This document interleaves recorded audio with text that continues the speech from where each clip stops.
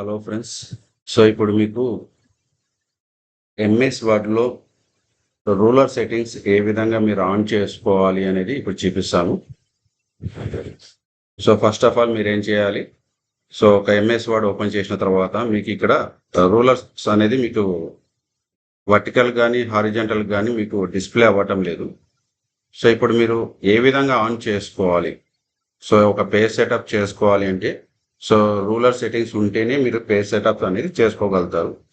So దానికోసం మీరు so MS word open చేయగానే సో ఇక్కడ చూడండి వ్యూ, సో వ్యూ మీద క్లిక్ చేసి ఇక్కడ ఒకసారి చూడండి రూలర్, సో ఇక్కడ ఈ బాక్స్ మీద క్లిక్ చేయండి. సో మీకు ఇక్కడ వర్టికల్ కానీ హారిజంటల్ కానీ రూలర్ సెట్టింగ్స్ అనేది డిస్ప్లే అవుతాయి. సో ఈ విధంగా మీరు డబుల్ క్లిక్ చేయగానే so page setup, so margins top bottom left right, so మీరు ఏ విధంగా ఎంత లెంత్ పెట్టుకోవాలనేది మీరు ఇక్కడ సెట్ చేసుకోవచ్చు.